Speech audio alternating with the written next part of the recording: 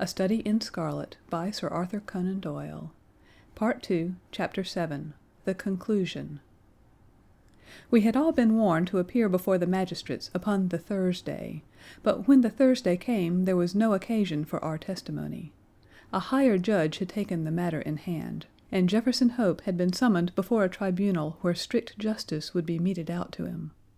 On the very night after his capture the aneurism burst, and he was found in the morning stretched upon the floor of the cell, with a placid smile upon his face, as though he had been able in his dying moments to look back upon a useful life and on work well done. "Gregson and Lestrade will be wild about his death," Holmes remarked, as we chatted it over next evening. "Where will their grand advertisement be now?" "I don't see that they had very much to do with his capture," I answered. "What you do in this world is a matter of no consequence," returned my companion bitterly. "The question is, what can you make people believe that you have done?" "Never mind," he continued, more brightly, after a pause. "I would not have missed the investigation for anything. There has been no better case within my recollection. Simple as it was, there were several most instructive points about it." "Simple!" I ejaculated. "Well, really, it can hardly be described as otherwise," said Sherlock Holmes, smiling at my surprise. "The proof of its intrinsic simplicity is, that without any help save a few very ordinary deductions, I was able to lay my hand upon the criminal within 3 days." "That is true," said I. "I have already explained to you that what is out of the common is usually a guide rather than a hindrance. In solving a problem of this sort, the grand thing is to be able to reason backward. That is a very useful accomplishment, and a very easy one, but people do not practice it much. In the everyday affairs of life it is more useful to reason forward, and so the other comes to be neglected. There are 50 who can reason synthetically for one who can reason analytically." "I confess," said I, "that I do not quite follow you." "I hardly expected that you would. Let me see if I can make it clearer. Most people, if you describe a train of events to them, will tell you what the result would be. They can put those events together in their minds, and argue from them that something will come to pass. There are few people, however, who, if you told them a result, would be able to evolve from their own inner consciousness what the steps were which led up to that result. This power is what I mean when I talk of reasoning backward or analytically." "I understand," said I. "Now, this was a case in which you were given the result and had to find everything else for yourself. Now, let me endeavor to show you the different steps in my reasoning. To begin at the beginning. I approached the house, as you know, on foot, and with my mind entirely free from all impressions. I naturally began by examining the roadway, and there, as I have already explained to you, I saw clearly the marks of a cab, which, I ascertained by inquiry, must have been there during the night. I satisfied myself that it was a cab, and not a private carriage, by the narrow gauge of the wheels. The ordinary London growler is considerably less wide than a gentleman's brougham. This was the first point gained. I then walked slowly down the garden path, which happened to be composed of a clay soil, peculiarly suitable for taking impressions. No doubt it appeared to you to be a mere trampled line of slush, but to my trained eyes every mark upon its surface had a meaning. There is no branch of detective science which is so important and so much neglected as the art of tracing footsteps. Happily, I have always laid great stress upon it, and much practice has made it second nature to me. I saw the heavy footmarks of the constables, but I saw also the track of the 2 men who had first passed through the garden. It was easy to tell that they had been before the others, because in places their marks had been entirely obliterated by the others coming upon the top of them.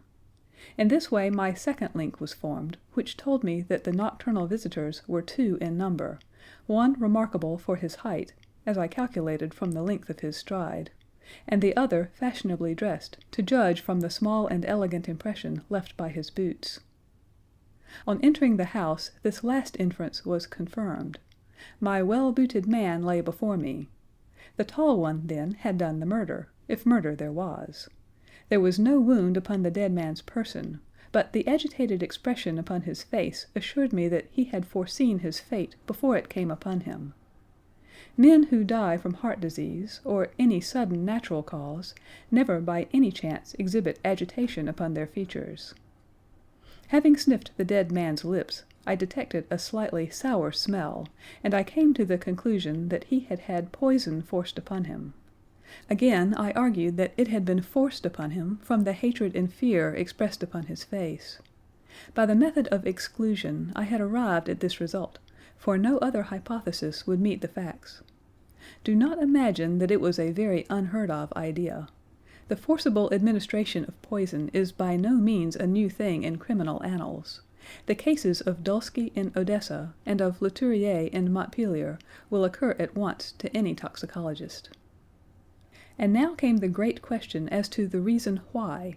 Robbery had not been the object of the murder, for nothing was taken. Was it politics, then, or was it a woman? That was the question which confronted me. I was inclined from the first to the latter supposition. Political assassins are only too glad to do their work and to fly. This murder had, on the contrary, been done most deliberately, and the perpetrator had left his tracks all over the room, showing that he had been there all the time. It must have been a private wrong, and not a political one, which called for such a methodical revenge. When the inscription was discovered upon the wall, I was more inclined than ever to my opinion. The thing was too evidently a blind. When the ring was found, however, it settled the question. Clearly, the murderer had used it to remind his victim of some dead or absent woman. It was at this point that I asked Gregson whether he had inquired in his telegram to Cleveland as to any particular point in Mr. Drebber's former career. He answered, you remember, in the negative. I then proceeded to make a careful examination of the room, which confirmed me in my opinion as to the murderer's height, and furnished me with the additional details as to the Trichinopoly cigar and the length of his nails. I had already come to the conclusion, since there were no signs of a struggle, that the blood which covered the floor had burst from the murderer's nose in his excitement.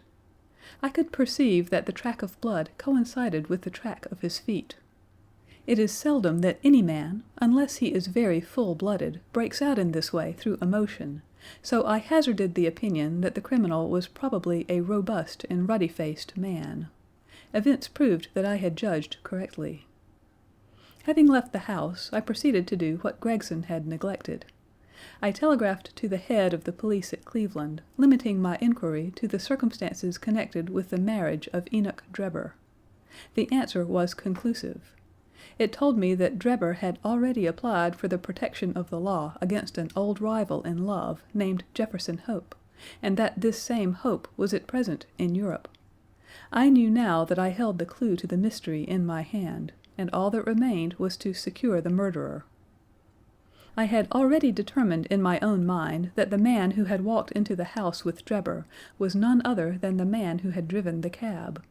The marks in the road showed me that the horse had wandered on in a way which would have been impossible had there been anyone in charge of it.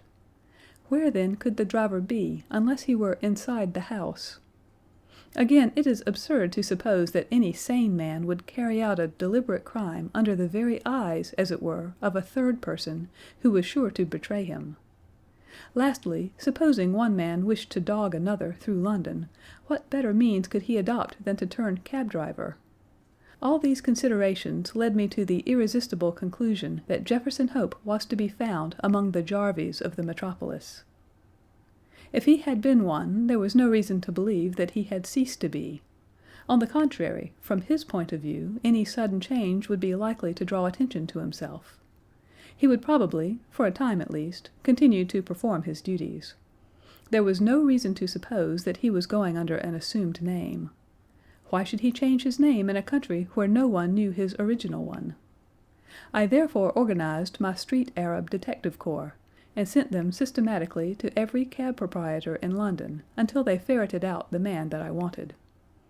How well they succeeded, and how quickly I took advantage of it, are still fresh in your recollection. The murder of Stangerson was an incident which was entirely unexpected, but which could hardly in any case have been prevented. Through it, as you know, I came into possession of the pills, the existence of which I had already surmised. You see, the whole thing is a chain of logical sequences without a break or flaw." "It is wonderful!" I cried. "Your merits should be publicly recognized. You should publish an account of the case. If you won't, I will for you." "You may do what you like, Doctor," he answered. "See here," he continued, handing a paper over to me. "Look at this." It was the Echo for the day, and the paragraph to which he pointed was devoted to the case in question. "The public," it said, "have lost a sensational treat through the sudden death of the man Hope, who was suspected of the murder of Mr. Enoch Drebber and of Mr. Joseph Stangerson. The details of the case will probably be never known now, though we are informed upon good authority that the crime was the result of an old-standing and romantic feud in which love and Mormonism bore a part. It seems that both the victims belonged, in their younger days, to the Latter-day Saints, and Hope, the deceased prisoner, hails also from Salt Lake City.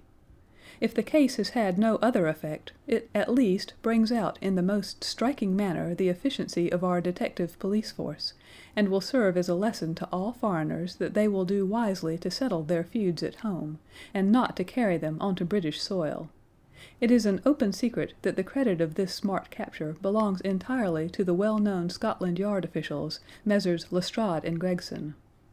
The man was apprehended, it appears, in the rooms of a certain Mr. Sherlock Holmes, who has himself, as an amateur, shown some talent in the detective line, and who, with such instructors, may hope in time to attain to some degree of their skill. It is expected that a testimonial of some sort will be presented to the two officers as a fitting recognition of their services. "Didn't I tell you so when we started?" cried Sherlock Holmes with a laugh. "That's the result of all our study in Scarlet, to get them a testimonial." "Never mind," I answered. "I have all the facts in my journal, and the public shall know them.